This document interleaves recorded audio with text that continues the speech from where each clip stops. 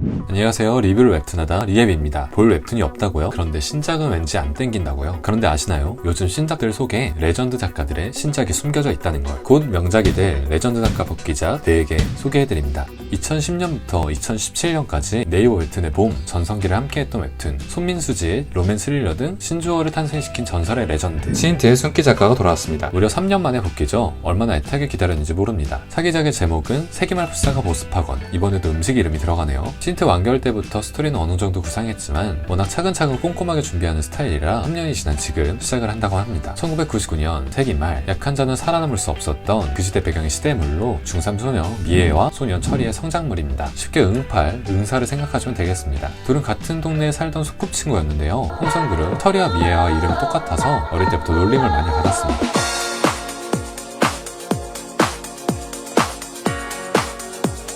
지금 같은 반까지 됐네요. 청기를 겪는 철이는 이게 너무 싫어서 미애를 피하죠. 후후후 이 귀여운 검은 고양이 그러다가 유정처럼 후회한다. 아직 초반부라 둘의 로맨스는 시작도 안 했고 서브 남주, 여주가 서서히 등장하려고 합니다. 순기 작가님이 또 서브 맛집으로 유명하잖아요. 웹툰의 분위기는 시인트와 달리 훨씬 가볍고 유쾌합니다. 유정과 설이는 마주치기만 해도 숨이 막혔던 거에 비해 여기는 풋풋하고 귀여워요. 아직 김상철, 손민수 같은 애들도 없고요. 그리고 그 시절 1999년의 감성을 아시는 분들에겐 반갑게 다가올 겁니다. 헤어스타일, 교복, 패션, 학교, 아이돌 등등 라떼들의 추억 이야기가 곳곳에 녹아있어요. 다들 천장에 야광 스티커 붙여봤죠? 아니에요? 라떼는 다 해봤어요. 인물의 감정선, 캐릭터, 복선, 스토리 모두 인정한 숙기 작가의 차기작 세기말 풋사가 보습학원 추라이해보세요.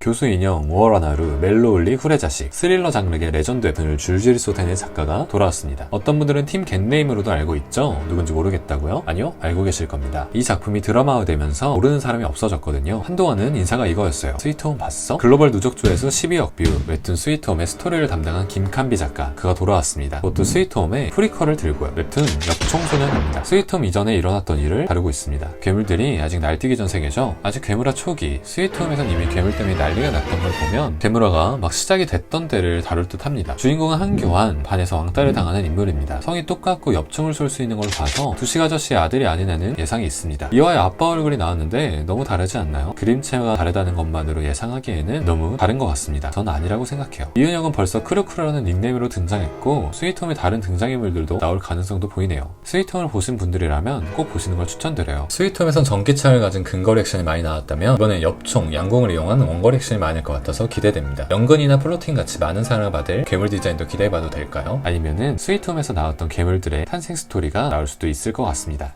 화장이라는 소재로 특별한 메시지를 전달한 웹툰, 저에겐 화장을 색다른 시선으로 볼 수 있게 만들어준 웹툰 화장 지워주는 남자, 이현 작가의 차기작입니다. 참신한 스토리, 연출, 흡입력을 보여준 작가였는데요. 이번 작품도 미쳤습니다. 로맨스가 아니라 스릴러로 돌아왔습니다. 아니 제목에 로맨스가 있으니까 로맨스 맞나요? 몇 년 전부터 구상을 해왔다고 하네요. 제목은 살아남은 로맨스, 요즘 유행하는 빙의물입니다. 로맨스 소설의 주인공이 되긴 됐는데 소설 장르가 중간에 바뀌어요. 로맨스가 아니라 좀비물로 나와 사랑에 빠져야 하는 남자 주인공까지 좀비가 되어버립니다. 거기다 죽으면 다시 아침으로 하루가 반복돼요. 예쁜 여자 주인공으로 잘생긴 남자 주인공과 행복하게 살려던 주인공은 돌아버리는 거죠. 거기에 엑스트라들은 모두 까맣게 보여서 누가 누구인지도 모릅니다. 이름밖에 몰라요. 거기서 살아남아야 합니다. 그래서 살아남은 로맨스예요. 로맨스 장르 맞나요? 가면 경로도 모르고 거기다 엑스트라들은 얼굴도 몰라서 더 소름 돋아요. 어떻게 죽을지 모르는 스릴 넘치는 연출 기가 막히게 잘하십니다. 이미 재미있다고 윗소문이 퍼지고 있습니다. 꼭 한번 봐보세요. 후회하지 않으실 겁니다.